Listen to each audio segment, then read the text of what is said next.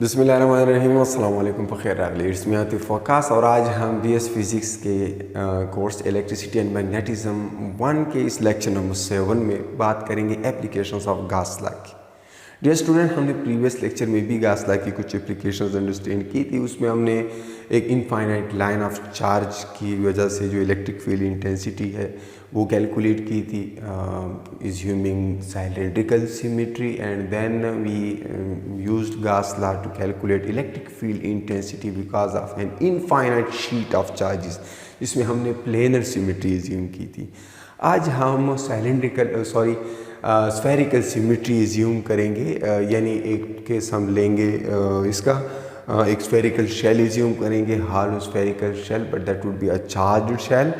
और फिर उसके दो केसेस हम लेंगे, एक ऐसा पॉइंट लेंगे जो उस शेल के बाहर होगा जिसका डिस्टेंस r उस शेल के रेडियस से ज़्यादा होगा, और फिर एक केस लेंगे जब कोई point inside the shell assume करेंगे जिसका डिस्टेंस स्मॉल r उस स्फीयर के रेडियस से कम होगा। ठीक है, और फिर हम एक और केस लेंगे, यानी एक और एप्लीकेशंस देखेंगे किसी 3 डायमेंशनल डिस्ट्रीब्यूशन ऑफ चार्जेस की, एक स्फीयर ऑफ चार्जेस एज्यूम करेंगे। अनलाइक दिस केस इस दफ़ा हम फिर सॉलिड स्फीयर एज्यूम करेंगे जिसमें चार्जेस जो है एक स्फीयर की तरह स्प्रेड हुए होंगे, डिस्ट्रीब्यूटेड हुए होंगे। और फिर उसमें भी हम 2 केसेस लेंगे, एक एक्सटीरियर के लिए, यानी एक ऐसा पॉइंट जो स्फेरिकल शेल के बाहर होगा, और फिर उसके इंटीरियर में भी देखेंगे एक ऐसा पॉइंट जो उस शेल के अंदर होगा। इन सारे केसेस में इलेक्ट्रिक फील्ड इंटेंसिटी क्या होगी ये सब हम डिस्कस करेंगे। तो सबसे पहले हम पहला केस एज्यूम करते हैं। अगर आप इस डायग्राम को देखें, इस डायग्राम में आपको एक स्फेरिकल शेल नज़र आ रहा है। ये एक चार्ज स्फेरिकल शेल है, ठीक है।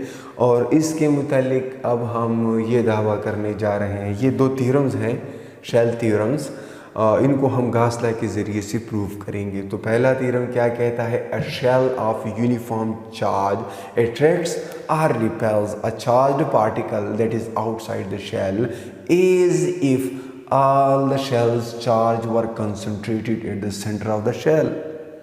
कोई स्फेरिकल शेल की जो कि चार्ज्ड है वो उस शेल से बाहर पड़े हुए किसी भी पॉइंट पे पड़े हुए चार्ज को अट्रैक्ट करता है या रिपेल करता है, डिपेंड करता है ना उसका चार्ज क्या है। पॉजिटिव है, same similar to the sphere है तो रिपेल होगा, अपोजिट टू द स्फीयर है तो अट्रैक्ट होगा। लेकिन किस तरह से अट्रैक्ट करता है? As if all the shell's charge were concentrated at the center of the shell। जैसे सारा उस स्फेरिकल शेल का जो चार्ज है वो उसके जैसे सेंटर पे कंसंट्रेटेड हो, तो बिल्कुल उसकी फील्ड जो है एक पॉइंट चार्ज की तरह होगी। उस जो चार्ज पार्टिकल पे ये फोर्स लगा रहा है ऐसे लगाएगा जैसे कि कोई चार्ज पॉइंट चार्ज लगाता है, और वो पॉइंट चार्ज इस शेल के हिसाब से ऐसे होगा जैसे इसके सेंटर पे पड़ा हुआ है। तो यानी इसको आप देखें ना, ये आप ऑलरेडी प्रीवियसली देख चुके हैं ये एक्सप्रेशन पॉइंट चार्ज के लिए, लेकिन इस दफ़ा ये जो क्यू चार्ज है ये उस स्फेरिकल शेल के ऊपर मौजूद टोटल चार्ज है। ठीक है, तो ये हम कैसे कर सकते हैं? इसके लिए हम ये गास लॉ वंस अगेन एज्यूम करेंगे। मैं एक गॉसियन सरफेस एज्यूम कर रहा हूँ उस चार्ज शेल के बाहर। जाहिर है हमारी जो सिमेट्री है वो स्फेरिकल है, तो इस दफ़ा मैं गॉसियन सरफेस भी स्फेरिकल ही एज्यूम कर रहा हूँ। और वो गॉसियन सरफेस इस तरह है कि वो उस चार्ज शेल को इनक्लोज कर रहा है। ठीक है, तो अब उस पर अगर मैं गास लॉ अप्लाई करूँगा तो मेरे पास सिचुएशन कुछ यूँ हो जाती है। गास लॉ ये है E dot D A that equals Q divided by epsilon naught। Now this Q is the total charge enclosed by that spherical shell, and if you integrate it, electric field जो है उस spherical shell पे Gaussian surface के किसी भी point के ऊपर आप चेक करें, क्योंकि हमने स्फेरिकल सिमेट्री एज्यूम की हुई है, तो स्फेरिकल गॉसियन सरफेस के किसी भी पॉइंट के ऊपर इलेक्ट्रिक फील्ड एक जैसी होगी। और दूसरी बात ये है कि उस इलेक्ट्रिक फील्ड की जो स्ट्रेंथ है, अगर हम उस गाशियन सरफेस पे कोई भी एक पेच कंसीडर करें, यानी उस पूरी गाशियन सरफेस को स्मॉल स्मॉल पेचेस DA में डिवाइड कर लें, तो हर DA के साथ जो है उस इलेक्ट्रिक फील्ड की का जो एंगल बनता है वो ज़ीरो है, क्योंकि DA वेक्टर जो है that is normal to that surface, और बिल्कुल इसी तरह इलेक्ट्रिक फील्ड लाइंस भी बाहर की तरफ है, सो वो पैरेलल है। तो बजाय डॉट प्रोडक्ट लिखने के आप सिंपली EDA लिख सकते हैं, बिल्कुल इसी तरह, ठीक। और अब चूंकि इलेक्ट्रिक फील्ड जैसे हमने बात की है कि उस गाशियन सरफेस के हर एक पॉइंट के ऊपर एक जैसे होगी, इसलिए मैं इसको बाहर लिख सकता हूं, और उस पूरी गाशियन सरफेस इंटीग्रेशन DA अगर हम कर लें, सो दैट इज़ Q/ε0, उसको अगर आप इंटीग्रेट कर लें तो इससे हमें क्या मिलता है, 4πr²। Now 4πr² is the surface area of sphere. चूँकि हमने स्फेरिकल गाशियन सरफेस एज्यूम की है, सो उसका टोटल एरिया अगर मैं इंटीग्रेट करूँ, सारे DA उन सबको जमा करूँ, तो मेरे पास 4πr² आता है, and this way I get electric field intensity equal to Q divided by 4πr²ε0, या इसको अगर मैं इस तरह लिखूँ तो ये ज़्यादा मुनासिब रहेगा, 1 divided by 4πε0 Q divided by r²। So it's just like a point charge. तो ये आप यूँ कह सकते हैं कि electric field intensity of uniform charge जो है, charge of uniformly charge spherical shell is just like a point charge that is placed at the centre of that spherical shell. बिल्कुल पॉइंट चार्ज की तरह इसकी फील्ड है। और vectorially इसको लिखना चाहें तो फिर आप इसको इस तरह लिख सकते हैं, क्योंकि वेक्टर है 1/4πε0 Q divided by r² with some unit vector r that is outward, radially outward. So इस तरीके से आप electric field outside the sphere calculate कर सकते हैं। अगर आप उसके सरफेस पे भी बिल्कुल उस जो स्फेरिकल शेल है उसके बिल्कुल सरफेस पे भी देखें, स्मॉल r को कैपिटल R लिख लें, तब भी आप लिख सकते हैं। आप इसको इस तरह भी लिख सकते हैं, एट राइट, यहाँ पे मैंने इक्वल भी लिखा है, सो बिल्कुल at the surface of that sphere electric field जो होगी एट सरफेस वो बिल्कुल इसी तरह होगी, 1/4πε0 Q by capital R², and once again its direction is radially outward।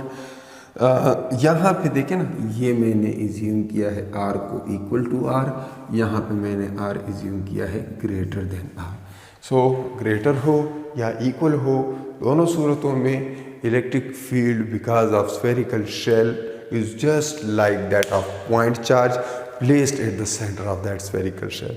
सो और फिर अगर इस दूसरे केस को हम देखें, without wasting time, let us move to the next situation of inside interior of that spherical shell।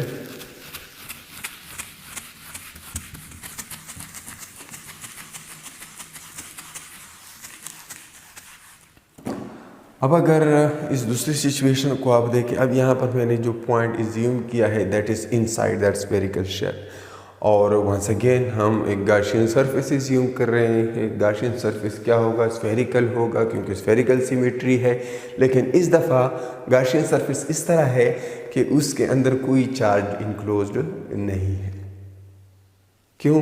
क्योंकि वो इंटीरियर में है। इंटीरियर जो है that is empty, spherical shell है, अंदर से खाली है, तो गाशियन सरफेस के अंदर कोई चार्ज इनक्लोज्ड नहीं है। तो जो चार्ज उस गाशियन सरफेस पे वो एक्सटर्नल सरफेस पे पड़ा हुआ है, इनसाइड उसका कोई इफेक्ट नहीं है। ये हम उधर से प्रूफ कर सकते हैं। वंस अगेन अगर आप गास ला अप्लाई करें E dot dA, but this time it is 0. Why 0? That is because there is no charge enclosed. Q by epsilon not की बजाय मैंने 0 लिखा। क्यों? उस गाउसियन सरफेस के अंदर कोई चार्ज इनक्लोज्ड नहीं है। तो चाहे आप जिस तरह का भी गाउसियन सरफेस एज्यूम कर लें, यहाँ पे हमने स्फेरिकल एज्यूम किया है, so E into 4πr² equal 0, it makes no difference, E is 0। कहाँ पे 0? At the point where R is less than capital R. Inside that spherical shell, at every point electric field intensity is 0. Why is 0? That is because जहाँ पे भी आप Gaussian surface बनाए interior में, वो किसी चार्ज को इनक्लोज नहीं करता, और गॉस लॉ से हमें ये प्रूफ हो जाता है कि फिर तो इलेक्ट्रिक फील्ड इंटेंसिटी भी उस पॉइंट पे 0 होगी। सो इस तरीके से हम गॉस लॉ यूज़ करके स्फेरिकल शेल के ज़रिए की वजह से जो इलेक्ट्रिक फील्ड इंटेंसिटी होती है इंटीरियर में भी और एक्सटीरियर में भी दोनों कैलकुलेट कर सकते हैं।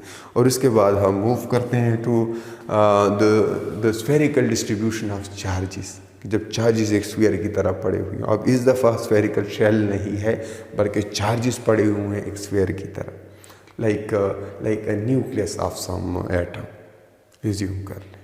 तो ऐसे केस में क्या होगा?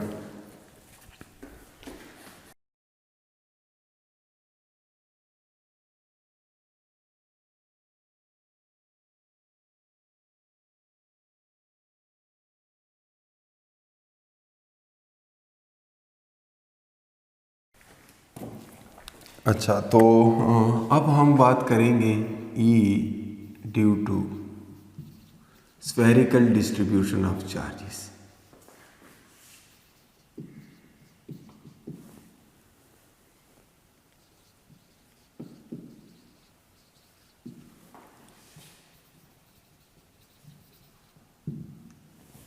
अब के जो है चार्जेस स्फेरिकली डिस्ट्रीब्यूटेड है। Remember dear students, we are assuming the charges to be distributed symmetrically, we are assuming uniform distribution of charges.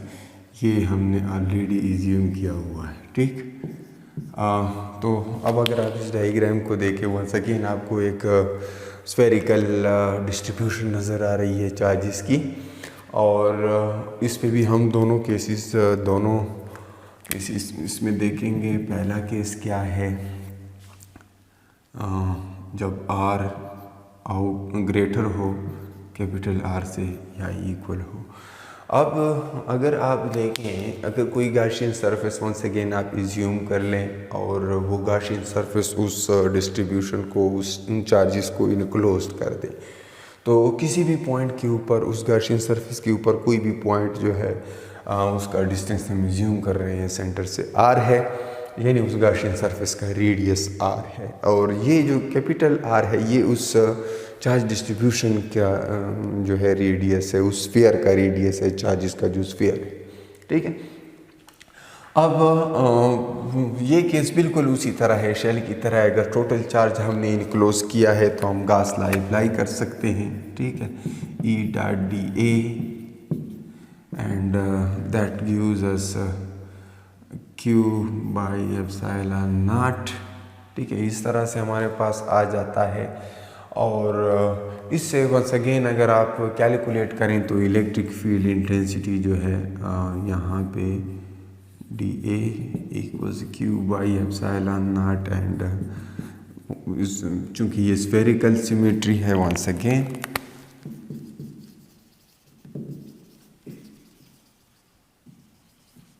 तो जो हमारा गाउसियन सरफेस है उसका एरिया जो है एक स्फीयर की तरह का होगा, 4πr² surface area of sphere, that is Q by epsilon naught, and this way we get E equals to 1 divided by 4π epsilon naught Q divided by r², just like the point charge. Once again the same as we discussed for the case of spherical shell, क्योंकि सारा का सारा charge हमने enclose किया हुआ है उस Gaussian surface में, तो चाहे पॉइंट चार्ज है, चाहे शेल की तरह पड़ा हुआ है, चाहे स्फीयर की तरह पड़ा हुआ है, सब का इफेक्ट सेम होता है आउटसाइड में, एक्सटीरियर में, ठीक है। ये हम बात कर रहे हैं एक्सटीरियर की, बाहर की। और अगर आप इसको वेक्टर फॉर्म में लिखना चाहते हैं तो जाहिर है कोई वेक्टर होगा, इलेक्ट्रिक फील्ड एक वेक्टर है, not, and this vector has unit vector radially outward, ठीक है। और अगर आप ये है आउटसाइड में, ये कौन सा केस है, जब आर ज़्यादा हो कैपिटल आर से, जब आर इक्वल हो कैपिटल आर के, तब सिचुएशन क्या होगी, तब E equals 1 divided by 4 pi epsilon naught Q divided by R square times unit vector R, ठीक है। ये याद रहे, ये सिचुएशन होगी आउटसाइड पे। अब आउटसाइड पे या सरफेस पे, एक्सटीरियर में। अब हम इंटीरियर की अगर बात करें तो उसमें थोड़ा सा किस्सा मुख्तलिफ। ये हॉलो स्फीयर नहीं है, ये इस दफ़ा जो सिचुएशन है इसमें अंदर चार्ज पड़ा हुआ है, तो जूं हम उस गाशियन सरफेस को उस बाउंड्री से अंदर लेके आएंगे, यानी आप देखें ना गाशियन सरफेस इंटीरियर में इसने कुछ चार्ज इनक्लोज्ड किया हुआ है। प्रीवियसली इसने जो चार्ज इनक्लोज्ड किया था दैट वाज क्यू, और इस दफ़ा उसने जो चार्ज इनक्लोज्ड किया है that is let's suppose Q dash. So मैं अगर इसको यहाँ पे लिखूँ, ये दूसरा केस, R is less than capital R, ठीक है।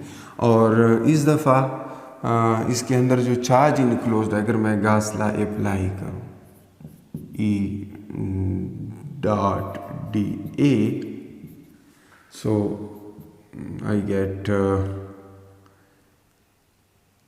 Q dash divided by epsilon not. Now what is this Q dash? ये क्यू डैश उस टोटल क्यू के साथ किस तरह मैं रिलेट कर सकता हूँ? देखिए, मैंने एज्यूम की है यूनिफॉर्म चार्ज डेंसिटी, ठीक है। और अगर चार्ज डेंसिटी यूनिफॉर्म है तो फिर मैं ये कह सकता हूँ कि रो इक्वल्स टू रो डैश। अब रो क्या है? It is charge per unit volume Q divided by the volume 4/3 pi capital R cube, क्योंकि ज़ाहिर है टोटल जो स्फीयर है उसका रेडियस कैपिटल आर है। लेकिन अगर मैं इसको लिखूँ Q dash is divided by 4/3 pi small R cube. Now this small r is the radius of the Gaussian surface, and that Gaussian surface is spherical, but that sphere is of smaller radius than the original distribution. So इसको अगर हम rearrange कर लेंगे तो इससे तो हमारी जान छूट जाएगी, इसको लिखने की ज़रूरत नहीं है, दोनों साइड पे है।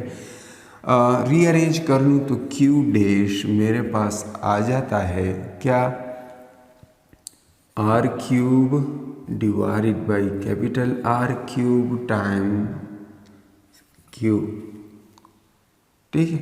So Q dash equals R divided by capital R raise to the power 3 times the total charge Q. तो ये अगर आप वहाँ पे सब्स्टिट्यूट कर लें तो हमें क्या मिलता है,